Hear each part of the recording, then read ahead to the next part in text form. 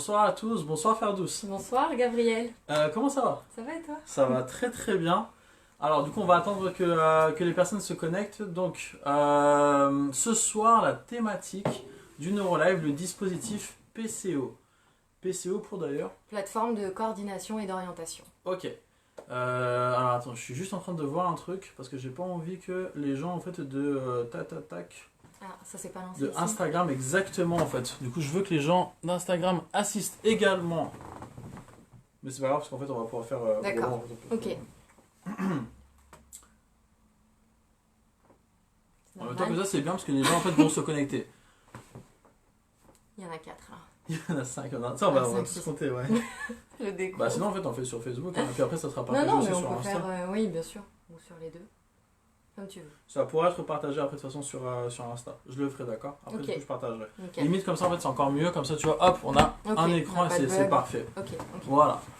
Très bien. Donc, la thématique de ce soir, dispositif PCO. Alors, PCO pour, pardon. Plateforme de coordination et d'orientation. Voilà. Alors, vous allez voir, du coup, que vous soyez famille ou professionnel, normalement, là, le NeuroLive va vous intéresser et je pense, en fait, vous concerner également parce que, bah, on a un public NeuroLive et tout qui est donc concerné par les prises en charge, par les bilans, par les différents troubles.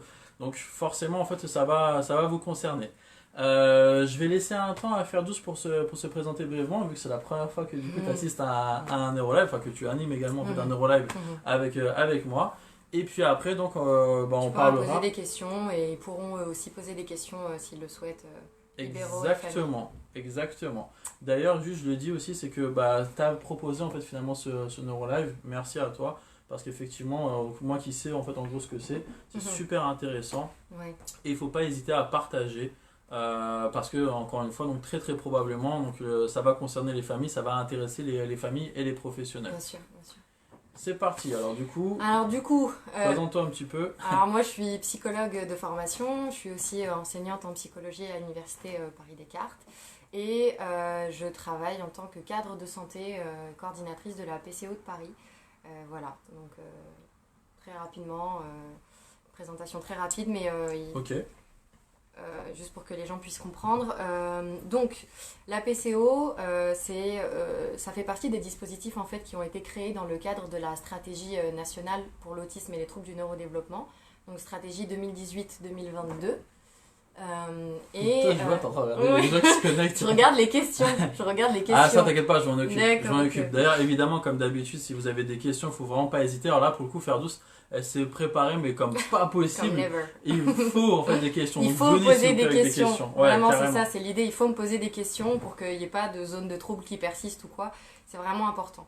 Parce que justement, ce sont des nouveaux dispositifs qui sont dans lesquels on met vraiment beaucoup d'énergie, que ce soit le gouvernement, les équipes sur le terrain, les différents établissements. Vraiment, toutes les lignes sont mobilisées, les premières lignes, les secondes lignes et les troisièmes lignes, dites lignes expertes. Et donc, c'est vraiment très très important parce que ça peut être perçu comme des dispositifs hyper complexes alors qu'en réalité c'est plutôt simple et surtout c'est vraiment très très utile. Alors du coup les PCO en fait ont été pensés vraiment pour pas pour rentrer dans un champ particulier du sanitaire ou du médico-social ou médico-psychologique, ils ont vraiment été pensés pour les enfants. Okay. Ça c'est vraiment très très important parce qu'ils sont en fait au carrefour des différentes structures et ils font le lien avec justement les structures du sanitaire, du médico-social, du médico-psy, etc., etc. Et donc du coup, ils ont vraiment 3 objectifs principaux. Celui de repérer le plus précocement possible tous les écarts de développement, donc tous les retards, les signes d'alerte, etc. Secondement, de pouvoir vraiment construire un parcours de bilan et d'intervention précoce pour justement améliorer en fait, le pronostic de l'enfant et essayer de dévier, en tout cas d'améliorer la trajectoire développementale de l'enfant pour lui assurer une qualité de vie non seulement à lui mais aussi à sa famille. Et enfin, troisièmement, d'assurer la solvabilisation du parcours, c'est-à-dire que c'est nous, PCO, qui allons financer par le biais de l'assurance maladie justement le parcours de soins. Donc les bilans et les interventions pour les professionnels non conventionnés, donc c'est-à-dire qui ne font pas partie de la nomenclature de la sécurité sociale. Ça, du coup, très très intéressant. Très très important. Très important. Donc, Donc en gros, PCO, en fait finalement c'est venu pour déboucher ce qui existait déjà, dépistage, Fluidifier en fait les fluidifier, parcours, éviter le surhandicap, éviter le surhandicap. très très Ok, important. qu'est-ce que tu entends par surhandicap? Surhandicap, c'est t'as un enfant, typiquement toi qui es neuropsy en libéral, t'as un enfant qui va être diagnostiqué à tel endroit, et puis le parent va entendre parler qu'effectivement il faudrait un bilan aussi psychomoteur, donc il va le faire son bilan Ok. ailleurs, et puis en fait le parent va être trimballé si tu veux entre différents professionnels de santé qui entre eux en fait ne communiquent pas, il n'y a aucune coordination, Ouais. et du coup ils vont avoir peut-être des diagnostics différents Ok. des uns des autres en fonction du médecin, en fonction du psy, en fonction etc. Et personne va faire le lien entre les deux, et du coup on arrive à du surhandicap, à des choses qui sont pas forcément bien traitées, bien spécifiées, bien diagnostiquées finalement, Ok. soit parce que les personnes n'ont pas l'expertise suffisante, soit parce que c'est méconnu, alors il faut qu'on donne un terme comme ça justement sur l'enfant, on pose une étiquette et puis c'est tout, alors que les choses sont beaucoup plus complexes. On connaît les diagnostics différenciés, on connaît tout ça, on sait qu'il y a des comorbidités qui existent, et enfin il y a des diagnostics qu'on ne peut pas faire avant l'âge de 6 ans par exemple, comme le TDAH. Voilà, et tout ça, si tu veux, ça ne nous donne pas une bonne représentation à l'échelle nationale des troubles du neurodéveloppement, C'est de vrai. combien d'enfants autistes il y a, de combien d'enfants TDAH il y a. Et c'est vraiment très très important qu'on puisse, nous, en fait, par département, d'identifier toutes ces personnes, en fait, tous ces enfants. Donc ça, donc par définition, dépistage précoce ou en cas plus Complètement. tôt. Complètement, Voilà. mais je vais y revenir ensuite, je vais y revenir par la suite. Et donc le fait de pouvoir financer, comme tu disais sur l'habilité, c'est que c'est pas simplement en fait, ok, on se rend compte de ça, mais Exactement. malheureusement on peut rien faire parce que en fait la famille ne va pas avoir les moyens ou parce que les structures publiques sont totalement bouchées. Mais c'est en fait assurer le financement des prises en charge auprès des Complètement. professionnels qui normalement Qui ne sont sont pas pas conventionnés, remboursés. c'est ça. Donc Sécu. Ok. les professionnels qui ne sont pas remboursés Sécu, donc c'est les psychomotriciens, les ergothérapeutes et les psychologues. Donc pour les psychologues, on finance pour l'instant simplement les bilans. Ok. C'est à venir, un décret est en cours de rédaction pour voir dans quelle mesure on peut financer les prises en charge. Ensuite, pour les psychomotriciens et pour les ergothérapeutes, on finance les bilans et les interventions. On peut aller jusqu'à 35 séances par an. Voilà. Ok. Financé par la PCO évidemment. Alors ça, on va redonner après du coup derrière ces bien sûr. informations-là parce que Bien sûr. c'est super important. Bien sûr.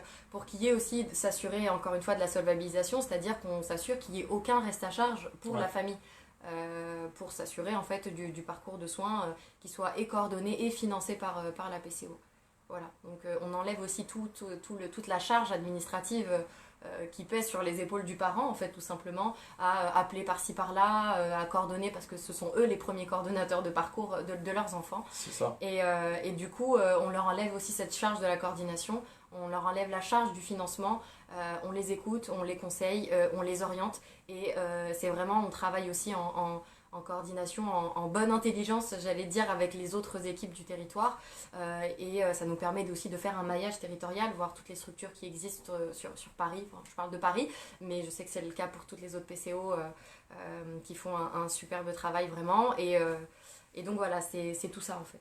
Alors on va voir justement parce qu'après en fait on se mettra dans la peau d'un parent qui va faire appel donc, au Complètement. dispositif PCO, Ouais. on va se mettre dans la peau d'un professionnel qui doit faire appel au dispositif PCO pour voir un peu justement comment ça se passe comme ça, au moins concrètement en fait on saura qu'est-ce qu'il faut faire pour solliciter ce dispositif. Ok. Est-ce qu'il y a d'autres choses que tu voudrais dire donc par rapport à la présentation en fait de ce dispositif? Alors du coup oui, pour rentrer un petit peu plus dans le détail, simplement que il faut qu'on essaye de répondre à la question pour qui, pourquoi, comment, etc. Donc d'abord les PCO sont définis, sont des dispositifs, il y en a un dans chaque département. Parfois quand le département est trop grand, il peut y en avoir 2, 3. Comme c'est le cas, je crois que dans le 95, il y a 2 PCO. Donc voilà, sur Paris pour l'instant il n'y en a qu'une seule, 0-7 ans, donc voilà, ça c'est important de garder à l'esprit. Il y a 6 critères d'admission pour intégrer la PCO. Il faut que l'enfant soit en fait entre 0 et 7 ans, donc même s'il nous est adressé à 6 ans et 2 mois, on accepte de le prendre bien évidemment. Il faut que l'enfant soit parisien. D'accord. Il faut qu'il habite à Paris. Il faut qu'il présente un trouble du neurodéveloppement ou un signal d'alerte, ou qu'il soit... donc les signes d'alerte sont vraiment très bien renseignés sur sur les formulaires, justement, parce qu'on a un outil vraiment exceptionnel, qui est le formulaire de repérage des troubles du neurodéveloppement, qu'on retrouve facilement sur le site du ministère de la Santé et des Solidarités, et qui aide justement tous ces professionnels de première ligne à repérer les signes d'alerte justement à l'âge de 6 mois, 12 mois, 18 mois, 24 mois, jusqu'à 6 ans. Ok. Donc c'est important. Et donc il faut que l'enfant ait un trouble du neurodéveloppement ou qu'il soit suspecté d'en avoir un, sachant que les troubles du neurodéveloppement, tu sais, sont très très larges. Selon la classification justement dans le DSM-5, les troubles du neurodéveloppement regroupent les troubles déficitaires de l'attention avec ou sans hyperactivité, regroupent les TSLA, donc les troubles spécifiques du langage et des apprentissages, donc tout ce qui est trouble 10. Il regroupe les troubles moteurs, troubles de la coordination, les troubles de la communication, les troubles du spectre autistique évidemment, et le handicap intellectuel, qu'avant on appelait déficience intellectuelle, sans compter aussi les troubles du neurodéveloppement spécifiés, par exemple à une exposition à un toxique durant la grossesse, des choses comme ça. Donc pour te dire que c'est très large, troubles du neurodéveloppement, donc en fait plusieurs enfants pourraient nous être envoyés s'il y a une petite suspicion. On sait qu'il y a des prédispositions qui peuvent pousser aussi les médecins à se poser des questions. On sait que les bébés, par exemple, prématurés, ont des risques de développer un trouble du neurodéveloppement. Voilà, c'est des choses qui sont présentes dans le formulaire justement de repérage et qui est vraiment un outil très très essentiel, important pour les médecins de première ligne qui, eux, n'ont pas forcément l'expertise ou les moyens de reconnaître ces signes-là. Et donc, c'est vraiment détaillé, c'est un outil... Ce formulaire-là, il est que à destination des médecins ? Complètement. Seul un médecin peut le remplir. Très bonne question, d'ailleurs. Parce que du coup, ça peut être n'importe quel médecin, médecin généraliste, médecin pédiatre de PMI, médecin libéral quel qu'il soit, médecin hospitalier, médecin scolaire. Très important parce que les médecins scolaires sont vraiment en galère aussi pour adresser des enfants et rencontrent pas mal de difficultés aussi. Donc c'est vraiment important de le dire que ce formulaire de repérage, il est à destination de tous les médecins. Ok. Donc on a compris que finalement dispositif SO, ouais, comme ça moi Vincent, si tu vois la vidéo... Vincent, si tu vois la vidéo. Exactement. À partir de maintenant, donc le contrat est respecté.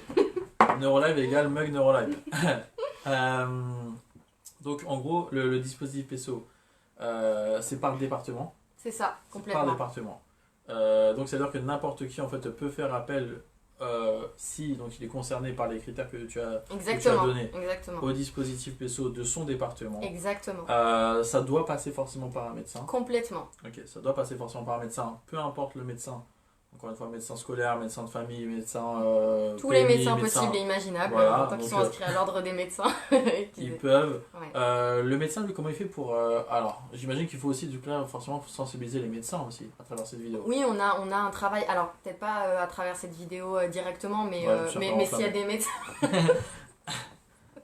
s'il y a des médecins qui nous écoutent... Voilà. S'il y a des médecins qui nous écoutent, PCO. Voilà, s'il y a des médecins qui nous... Et d'ailleurs, tu as fait notre promotion la dernière fois. Tout à fait. Donc auprès des médecins généralistes, et je te remercie beaucoup d'ailleurs pour ça. Avec plaisir.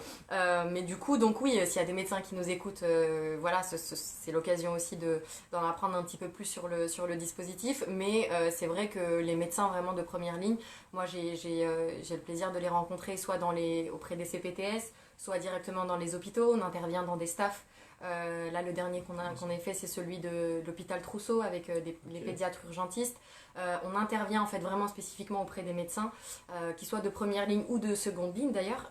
Mais là, c'est vraiment des interventions plus spécifiques, un peu plus cliniques. Voilà, donc c'est encore autre chose, mais c'est important. Et c'est comme ça qu'après, du coup, eux, ils ont accès en fait au formulaire. Après, ils enclenchent la démarche. Exactement, ils enclenchent la démarche pour que la famille ensuite puisse bénéficier de toutes les interventions, de bilan, etc. Et encore une fois, on a dit donc en fait, finalement, il faut que ça concerne donc les troubles neurodéveloppementaux. Et c'est bien, ou tu suspicion. J'ai soif en plus. C'est vrai, je suis désolé. Donc ouais, suspicion de TND, ou alors du coup un trouble neurodéveloppemental qui a été un diagnostic ou qui a un retard. Voilà, on sait par exemple qu'il y a des listes d'attente juste énormes en fait dans les hôpitaux ou dans les centres experts, des choses comme ça, ou dans certains dispositifs qui existent déjà, dans les CAMS, dans les CMP, on sait qu'il y a des listes d'attente. C'est aussi pour désengorger en fait ces tu veux. Toutes ces structures-là qui n'ont plus de place pour proposer un parcours pertinent et surtout intervenir de manière précoce. Oui. Et donc nous, on intervient sans attendre qu'il y ait un diagnostic de posé, juste à partir du moment où un médecin repère des signes d'alerte, bim, il nous adresse l'enfant, et puis on intervient sans attendre. D'où l'intérêt en fait du forfait d'intervention précoce qui nous permet justement d'intervenir de manière précoce. Il porte très bien son nom d'ailleurs. C'est le médecin qui, en gros, qui vous adresse le patient. C'est le médecin qui vous fait part de la situation, ou c'est la famille qui doit prendre contact avec vous avec l'autorisation en fait, du médecin? En fait, généralement, comment ça se passe? Donc c'est souvent, soit c'est un médecin qui nous appelle, qui nous dit oui, on a entendu parler de vous, comment faire? Donc on lui explique et puis il télécharge le formulaire de repérage des troubles du neurodéveloppement, il le complète avec la famille dans le cadre d'une consultation longue qui, je le rappelle, est remboursée par la sécurité sociale. Pour le médecin, le fait qu'il prenne le temps de remplir ce formulaire-là, il peut le faire dans le cadre d'une consultation longue, et donc c'est important de le mentionner. Donc souvent ça se passe comme ça. Sinon on a, et ça c'est vraiment important de le dire aussi, ce sont les libéraux en fait qui sont aussi en première ligne et qui repèrent dans leur patientèle justement des enfants qui présentent des troubles du neurodéveloppement ou qui a une suspicion vraiment très très forte. Et pour lesquels ils vont justement nous solliciter en nous disant j'ai cet enfant qui m'a été adressé, vraiment j'ai de vraies inquiétudes parce que il a 8 mois et il a toujours pas acquis la position assise, ou il a 20 mois et il est toujours au babillage, enfin tu vois, des vraies inquiétudes.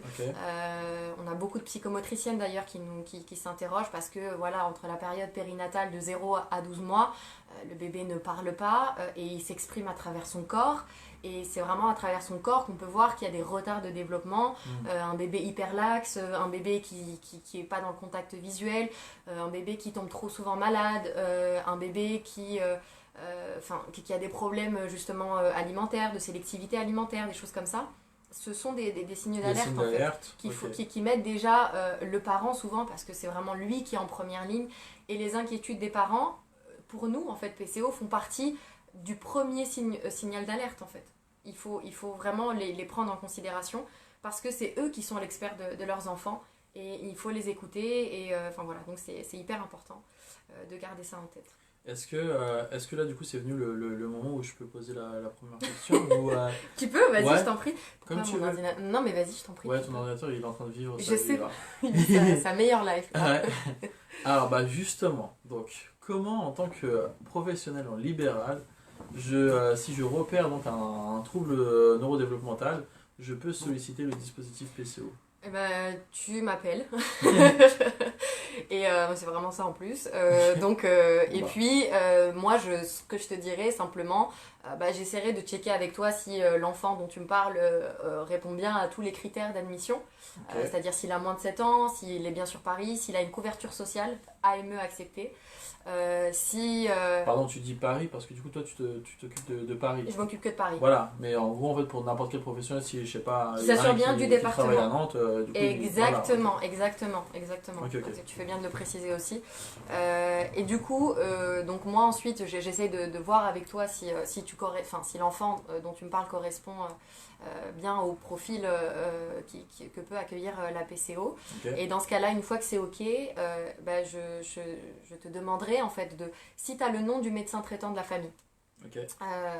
Tu prends contact avec lui directement, ou sinon tu contactes la famille en fait et tu leur demandes de passer justement par ce formulaire-là et d'en parler à leur médecin. D'accord. Le médecin, évidemment, peut prendre contact avec moi. C'est ce que je fais régulièrement avec les libéraux, c'est que je leur dis de donner mon numéro de téléphone, mon adresse mail, de nous contacter directement pour qu'on puisse ensuite faire le lien.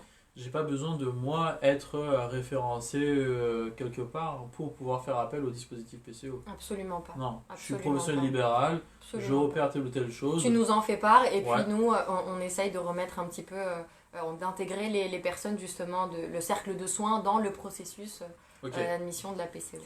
Les coordonnées se trouvent où? Alors sur notre site internet. D'ailleurs après du coup je pense qu'on le mettra en commentaire. Ouais, on mettra tout, de toute façon mon adresse mail, etc. Évidemment. Ah, il n'y avait pas une question? Si, il y en a plusieurs. J'attendais la fin un peu pour un truc. Ok. Ah, t'inquiète pas. Je me charge des questions. Ne vous inquiétez pas, je m'occupe des questions. Euh, donc en gros, donc, les coordonnées sur le site internet. Après, en fait, on prendra le temps aussi de... Oh, quoique, je peux enchaîner avec les questions ou, Tu peux y aller, franchement, ouais. tu peux y aller. Tu peux Alors, y aller. donc, je contacte le dispositif PCO. Ok, l'enfant rentre dans les critères pour être pris en charge par le dispositif. Concrètement, en fait, ça veut dire quoi? Ça veut dire que si, par exemple, le médecin ou le professionnel va dire, je pense que pour cet enfant, il y aurait besoin de 10 ou 15 séances d'ergothérapie. Mhm. Comment ça se passe? Ouais, comment ça se passe? Alors du coup, nous... Qui paye? alors, Est-ce qu'il faut avancer les frais? Est-ce que... Ouais, très bonne question encore une fois, Gabriel. Je te jette des fleurs. Je suis plus... Ouais, merci. Je suis plus performant ce soir. Non, mais c'est important de le préciser. C'est vrai, alors une fois que le médecin donc, nous adresse l'enfant, nous on prend immédiatement contact avec la famille. On la reçoit, soit avec notre médecin dans un premier temps et ensuite avec moi pour établir en fait toute les contrats, les DIPC, les contrats individuels de prise en charge, lui expliquer le fonctionnement de la PCO, lui expliquer qui paye, lui expliquer comment ça se passe ensuite avec le libéral. Donc on s'assure qu'il n'y ait aucun reste à charge pour la famille. C'est nous qui payons les frais, justement, que ce soit bilan et intervention précoce.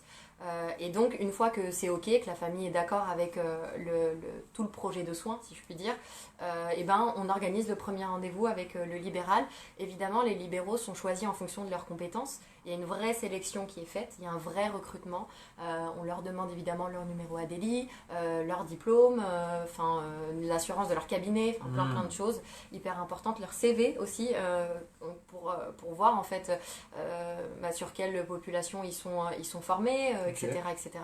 Et en fonction de la localisation de l'enfant, on va l'orienter vers le professionnel le plus adapté, que ce soit en termes de localisation, mais surtout évidemment ce qui est vraiment ce qu'on priorise vraiment, c'est les compétences évidemment de l'enfant, pas de l'enfant évidemment, du libéral. Du libéral. Alors ça, du coup, ça c'est super intéressant. Ouais. Ça veut dire quoi? Ça veut dire qu'en fait, on n'est pas obligé d'être, en tant que professionnel en libéral, on n'est pas obligé d'être référencé pour faire appel au dispositif PCO. Par contre, le PCO va faire appel en fait à des professionnels qui ont été avec qui on a conventionné, voilà. Qui ont accepté de travailler avec la PCO, qui ont accepté évidemment les tarifs qui sont des tarifs nationaux appliqués donc sur tout le territoire français. Voilà. Et donc ce sont nos libéraux, nos partenaires en fait, c'est vraiment des collaborateurs très très importants.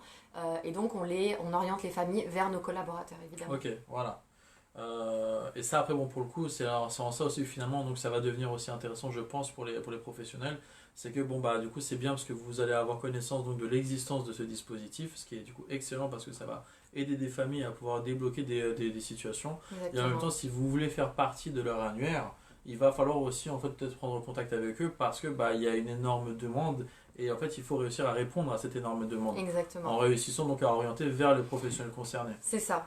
D'où vraiment les partenaires de libéraux sont vraiment des partenaires clés dans l'accompagnement parce que, je ne l'ai pas dit parce que ça me semblait être évident, mais on exerce en fait toutes nos missions dans le respect des bonnes pratiques, des recommandations des bonnes pratiques professionnelles de la Haute Autorité de Santé. C'est vraiment... c'est très bien parce que ça permet aussi de cadrer en fait. C'est vraiment méga important puisqu'elles ont pour nous force de loi, si tu veux. Et donc on est... Ça prend un ton sérieux là, j'aime bien. Non mais vraiment, c'est vraiment le cas. Non mais c'est vraiment le cas et puis que ce soit les libéraux ou les PCO, on travaille vraiment à les propager, ces recommandations des bonnes pratiques professionnelles sur le territoire et c'est en ça que ces dispositifs-là sont vraiment plus qu'un droit pour les familles, c'est une révolution. Je reprends les termes de la ministre Sophie Cluzel, c'est vraiment une révolution parce qu'il n'existe pas de ce genre de dispositif en France qui fasse justement tous ces liens en termes d'organisation, en termes de coordination, en termes de financement, en termes de... C'est vraiment très très important. Il va falloir communiquer, carrément, il va falloir communiquer autour de ce dispositif. Du coup, alors, tu avais répondu à ma question donc, si c'était national ou pas, donc oui, c'est national. Complètement. Et c'est sectorisé par département. Exactement. Est-ce qu'il y a un... Parce que alors, du coup, il y a quelque chose aussi qui va intéresser, donc, mis à part donc, le fait qu'on puisse dépister plus rapidement, ok, désengorger donc, les structures publiques, très bien, mais bon, ça pour le coup, les familles ne sont pas responsables de ça. Ah, bien sûr. Est-ce qu'il va y avoir un plafond dans le financement d'une prise en charge. Non, justement. L'enfant a besoin de 50 séances. Alors justement, il y a un plafond pour ça. On peut déclencher jusqu'à 35 séances par an. L'accompagnement de la PCO se fait sur une année. À la fin de l'année, on essaye d'orienter l'enfant dans une structure adaptée si on n'a pas réussi à le faire dès le départ. Donc il y a différents parcours qui se proposent, qu'on peut proposer à l'enfant. Donc évidemment, l'idéal, ce serait qu'on puisse trouver une structure adaptée capable de répondre aux besoins spécifiques de l'enfant immédiatement. Donc là, si une structure nous dit « Ok, moi j'ai de la place pour cet enfant », un CAMS par exemple, il nous dit « Ok, j'ai de la place pour ce bébé de 9 mois pour être accompagné de manière globale et pluridisciplinaire au sein de notre CAMS ». Donc nous, on crie « Hourra » et c'est génial, on n'a même pas besoin de déclencher de fibre. Et du coup, l'enfant peut bénéficier d'une prise en charge complète et pérenne. Et donc dans ce cas-là, on est dans un parcours classique, enfin rêvé. Si une structure nous dit j'ai de la place, mais il y a 6 mois d'attente, évidemment 6 mois d'attente, ça ne correspond pas aux recommandations des bonnes pratiques, parce que c'est au maximum 2 mois. Donc si la structure nous propose une place pour l'enfant et qu'elle nous dit ouais, bah, c'est dans 3-4 mois, et pour nous on n'est pas dans l'intervention précoce. Du coup on déclenche des FIP en attendant justement l'admission de l'enfant dans... C'est quoi des FIP? Des forfaits d'intervention précoce. Ok. D'accord. Voilà. Et ensuite, tu as un troisième type de parcours. Donc celui-là dont je te parlais, ça s'appelle un parcours mixte. Et puis, tu as le troisième et dernier type de parcours. C'est un parcours qui est totalement fait en libéral. Donc c'est dans le cadre où on n'arrive pas à trouver de structure en fait, qui puisse accueillir l'enfant dans des délais raisonnables. Donc, moins de 2 mois, encore une fois. Et ni dans 6 mois, ni dans... Voilà. Et donc là, on enclenche un parcours en libéral pour cet enfant. Ok. Justement, ouais, c'est ça. Est-ce qu'il y a, bon, tu vois, quand même, je pose la question, il n'y a pas il y a de contrat de partenariat avec les structures, c'est-à-dire que si, en fait, il y a quand même en fait aussi un, entre guillemets, contrôle des structures vers qui vous pourriez orienter? Alors, un contrôle, quand tu dis contrôle, tu parles de quoi? Par exemple, les libéraux, eux, apparemment, donc voilà, ils sont référencés, il y a on check numéro ADELI, diplôme, CV, on sait vers qui en fait on oriente. Les structures aussi, bien sûr. Les structures aussi, okay. Parce que déjà, si elles existent et qu'elles ont une validation par l'agence régionale de santé, il y a des conventions qui ont été mises en place, il y a des autorisations en fait d'exercice, donc ça, il n'y a aucun problème. Nous, la PCO, la spécificité de la PCO aussi de Paris, je sais que d'autres aussi fonctionnent comme ça, mais pas toutes, mais c'est qu'on fonctionne avec un système de gouvernance partagée. Donc avec des CAMS, des CMP, des unités mobiles, etc. dans tout Paris. Ce sont nos partenaires constitutifs. On a signé une convention qui détermine les modalités de travail en fait, de chacun. Et c'est hyper important puisque du coup, on leur fait confiance, on les connaît, on peut compter sur eux, ils peuvent compter sur nous. Ouais, c'est ça. Et donc ça se passe bien. Voilà. Bon, parfait. Donc, ça c'est super rassurant en fait, pour les familles parce que généralement... quand tu fais appel à un professionnel ou à une structure, tu as envie quand même d'être sûr que la qualité de prise en charge est là. Après, malheureusement, il y a quand même beaucoup de familles qui vont laisser un enfant en structure, même si, désolé, mais la structure, elle fait pas forcément en fait, du bon boulot. C'est le fait qu'il y a des... Enfin voilà, au moins, en fait, l'enfant a réussi à obtenir une place en structure. On le garde parce que c'est quand même mieux que, que mieux rien. Que rien Exactement. Mais d'où l'intérêt, enfin tu parles de certaines structures, mais d'où l'intérêt de préciser une nouvelle fois qu'on travaille justement dans la perspective de l'application des recommandations des bonnes pratiques professionnelles. Ça, c'est bien ça. Ça, c'est vraiment quelque chose qui est extrêmement important. Carrément. Si par exemple... non mais vas-y, j'ai plein de questions. Mais je t'en prie. C'est vrai, ok. Mais ouais, t'inquiète. Si justement en fait si on est... donc il y a déjà eu en fait je sais pas 15 séances chez le psy et la famille donc n'avait pas connaissance. C'est bien comme ça de perturbe pas. La famille n'avait pas connaissance de ce dispositif. Ouais. Alors c'est pas rétroactif, c'est ce que tu veux savoir. Si la prise en charge a été faite avant. Voilà. Donc non, malheureusement, c'est pas rétroactif. Enfin, on peut pas prendre en charge l'aspect financier, ce qui a déjà été fait. Mais est-ce que du coup c'est possible par contre de rentrer maintenant en fait dans le dispositif? Ouais, dans le dispositif. Donc certes, il y a 15 séances qui ont été faites jusqu'à maintenant. La famille ne savait pas. Ah, là je l'apprends, ça existe. Je sollicite donc le dispositif. Vous chargez en fait de coordonner éventuellement s'il y a du coup plusieurs prises en charge. Est-ce qu'il faut que le psy qui a été amené en fait à suivre l'enfant, finalement du jour au lendemain en fait soit référencé? Parce qu'imaginons en fait du coup s'il est pas... Bon, ça arrive pas je pense pas. Ouais. Mais si par exemple pour l'instant il n'est pas référencé et il va falloir quand même qu'il le soit. Si après derrière vous voulez... Et mais là, c'est hyper occuper important le ce que tu financement. dis, justement, parce qu'en fait, si tu veux, ça arrive régulièrement, hein, ce genre de situation où la famille a déjà commencé une prise en charge avec un libéral et qui entend parler de la PCO et qui se dit mais en fait c'est hyper chouette ces dispositifs parce que non seulement je vais avoir un appui, une écoute, etc. mais je vais avoir un soulagement aussi financier, administratif, oui. etc. Et du coup comment faire parce que elle a accepté des tarifs qui n'étaient pas les nôtres. Ah, Et donc là il y a tout un travail de négociation que j'adore c'est toi qui t'en occupes? Oui. Avec les Il va libéraux. falloir bien négocier. Ouais, je négocie bien, ça va pour l'instant, mais c'est vrai que j'ai quand même besoin d'aide parce que c'est pas évident. Mais il va falloir négocier en fait avec le libéral pour qu'il accepte nos tarifs. C'est Voilà. très bien, c'est très bien de le dire parce qu'effectivement, du coup, ça c'est par transparence et tout, c'est intéressant de le. Enfin, il faut absolument le souligner. Et justement, c'est dans le qui paye quoi. Exact. Donc la famille n'avance pas les frais. Non. Ok, ça se joue pour le financement, PCO et le professionnel en fait. Exactement. Ok. Exactement.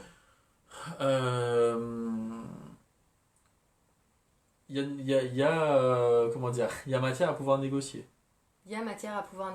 en fait, c'est-à-dire négocier. Négocier les tarifs pour le libéral? Ouais. Ah non. Non, ok.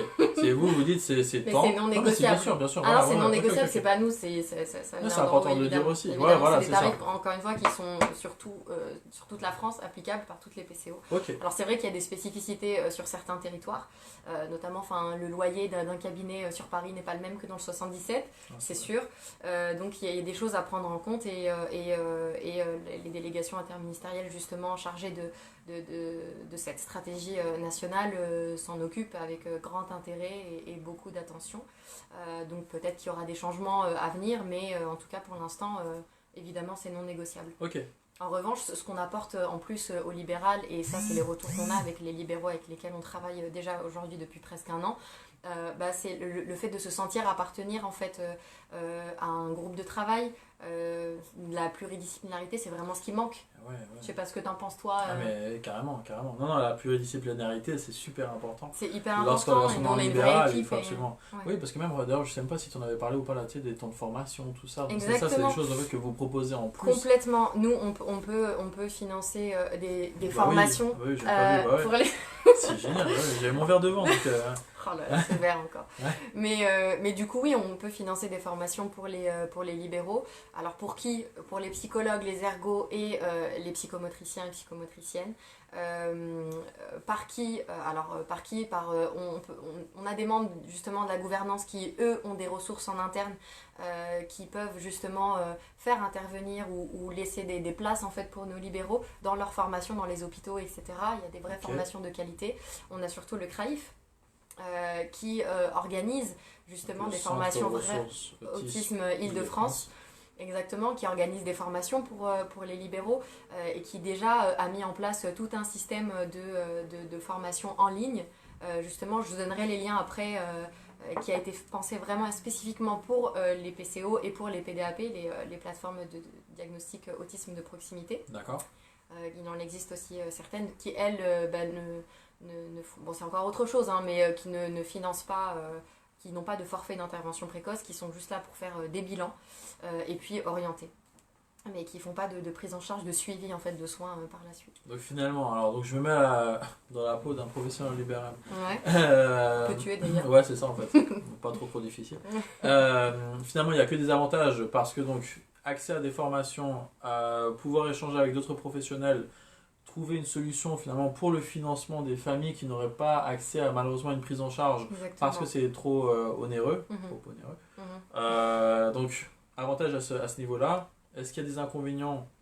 Non, parce que limite de toute façon en fait il y a aussi une garantie finalement d'être payé par rapport à ce qu'on fait. Ah oui, complètement. Nous on rémunère des réceptions. C'est une convention, on a les différentes modalités du contrat de collaboration avec le libéral.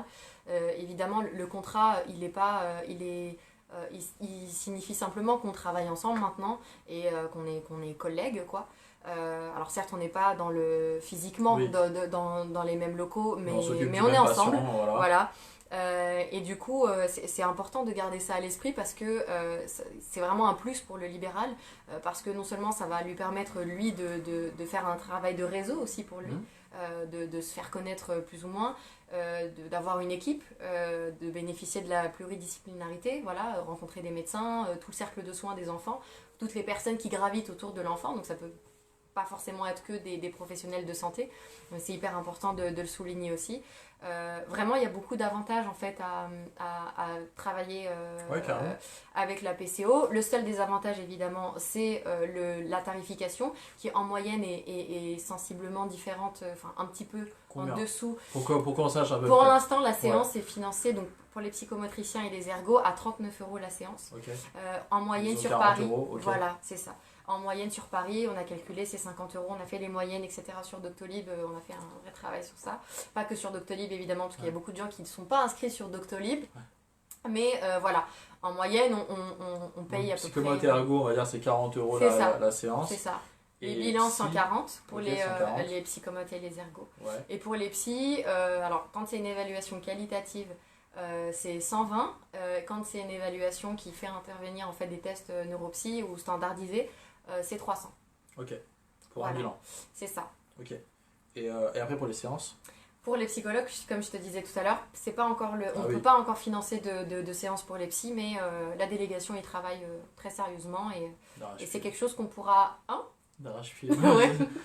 C'est quelque chose qu'on pourra faire très prochainement. Ouais. C'est quelque chose qu'on pourra faire prochainement. Bon, parfait. Et en même temps, du coup, donc là, les avantages côté famille, encore une fois, c'est l'accès à des professionnels sans forcément avancer de frais, dépistage précoce, on évite le surhandicap. J'ai bien aimé on évite le surhandicap, que malheureusement en fait la situation s'empire parce qu'il y a quelque chose qui aurait été soit pas diagnostiqué ou alors qui aurait été mal diagnostiqué ou même avec des prises en charge qui se contredisent finalement et puis qui, comme elles sont pas coordonnées, ça fait comme un coup d'épée dans l'eau quoi. C'est des choses qui sont pas pertinentes, elles sont mises en place mais elles sont pas pertinentes. Aussi ok d'accord, on va diagnostiquer par exemple je sais pas moi une dysgraphie, on va diagnostiquer un TDA ou un TDAH, mais derrière il n'y a pas de prise en charge parce qu'en fait il n'y a pas de solution. On va te dire en structure il faut tant de mois voire d'années d'attente. Et puis en libéral il faut payer le professionnel libéral, donc en fait derrière il n'y a pas de solution. Bien sûr, et donc après la situation de l'enfant finalement elle ne s'améliore pas, l'école puis régresse même dans certains cas, c'est hyper important.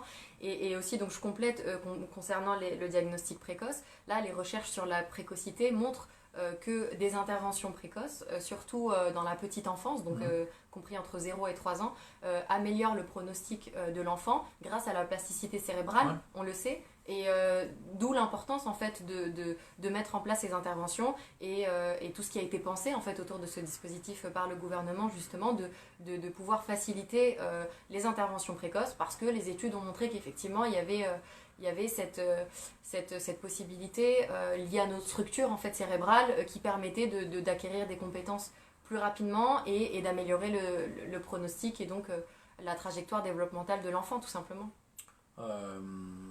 Est-ce que... alors du coup, merci pour toutes ces informations-là. Pour le coup, tu as donné plein d'informations. Et franchement, il ne faut vraiment pas hésiter en fait, à partager un maximum cette vidéo parce que sincèrement, c'est moi lorsque Ferdous en fait, m'en a parlé, je me suis dit mais c'est genre juste génial. Et en fait, on attendait un truc comme ça pour pouvoir aider en fait, toutes ces familles qui malheureusement en fait, elles sont perdues comme ça entre telle ou telle prise en charge ou qui n'ont pas accès. Ouais, c'est ça, perdu. Je l'ai bossé ce mot.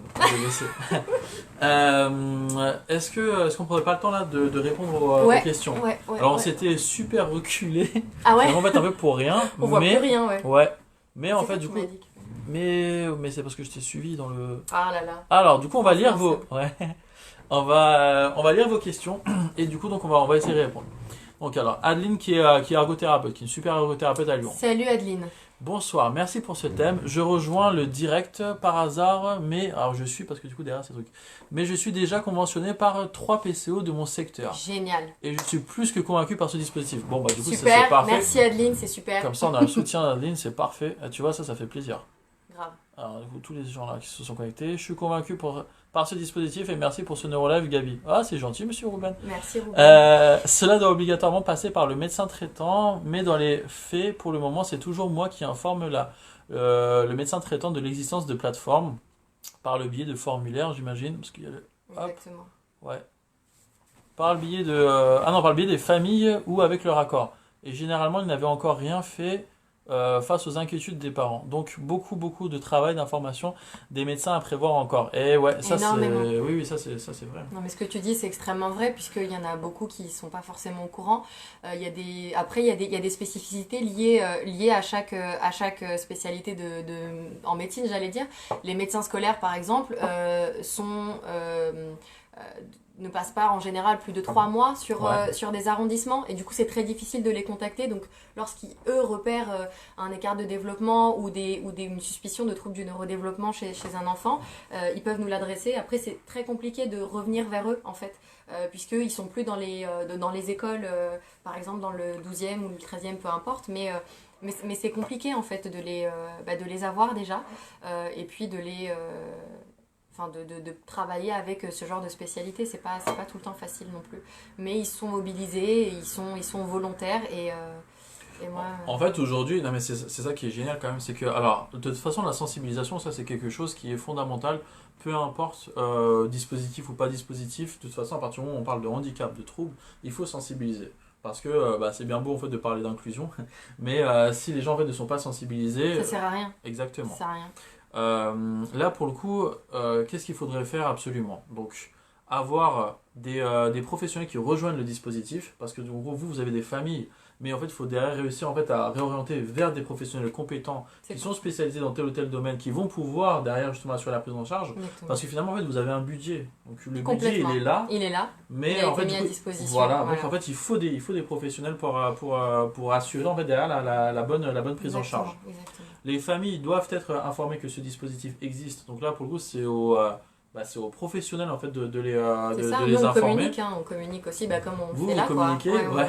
Les pros donc doivent communiquer. Les médecins évidemment doivent communiquer, parce qu'en France, il y a encore beaucoup de choses qui passent par les médecins et l'autorité médicale. PCO, bien sûr. Voilà, donc en fait, il faut absolument communiquer pour que les familles donc aient connaissance de ce dispositif. La PCO, c'est l'acronyme de quoi? C'est l'acronyme de plateforme de coordination et d'orientation.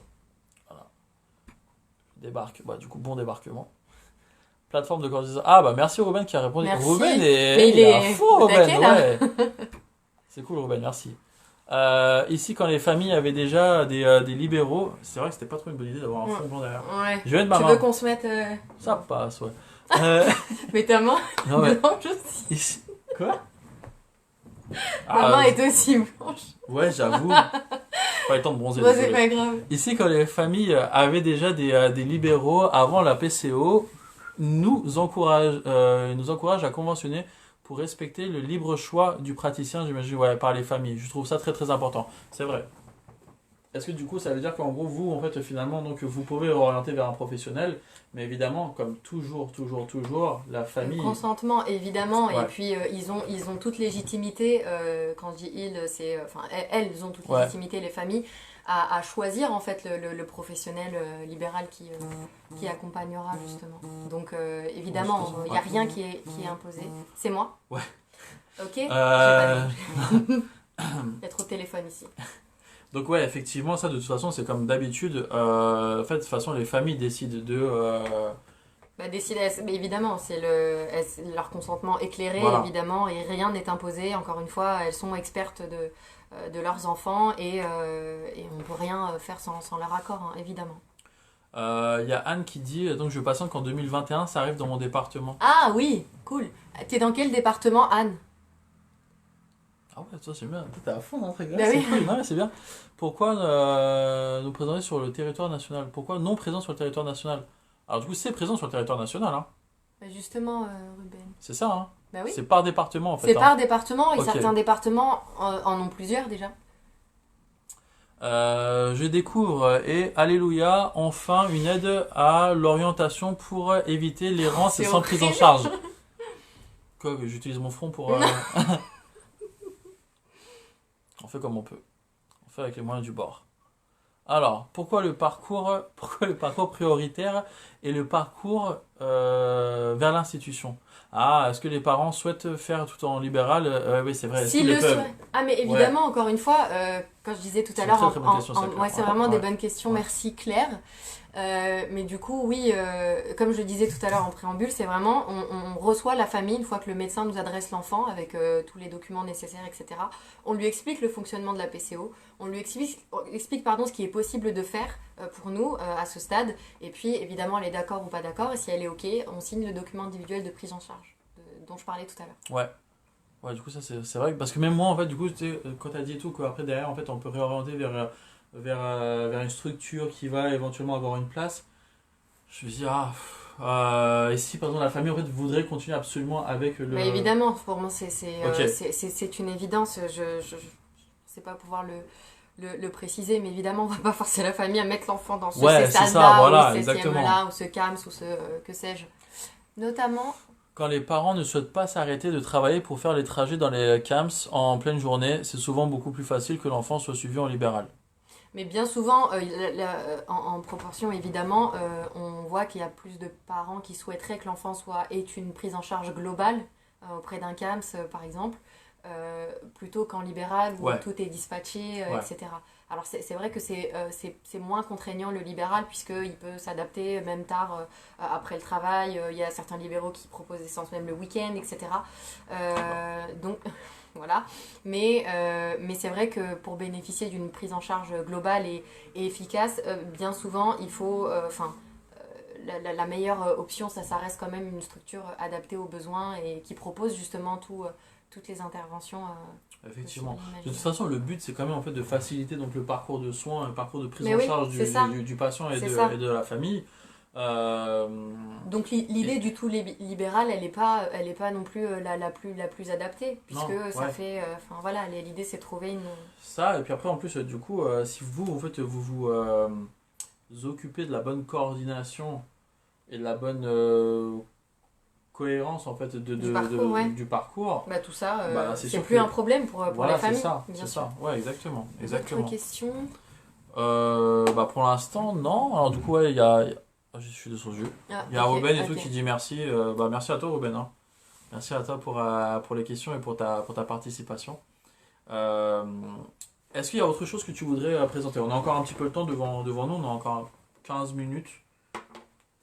Ah, Alors, conventionne pour quelle durée? ouais, Ah, vous conventionnez avec pour les quelle libéraux, durée? pour quelle durée? Ouais, Ouais. c'est vrai. C'est important puisque nous, donc l'accompagnement de l'enfant se fait, enfin la prise en charge se fait sur une année, renouvelable 6 mois si l'enfant est en attente d'une commission à la MDPH. Ok, S'il n'a pas de solution à l'issue de l'année, évidemment, on poursuit justement la prise en charge de la PCO. d'accord.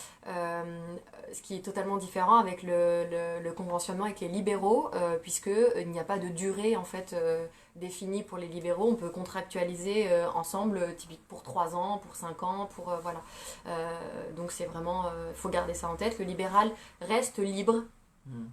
de ses agissements, c'est-à-dire que même quand on lui adresse un enfant, on sait que les psychomotes et les ergos fonctionnent par prescription, pas les psychologues.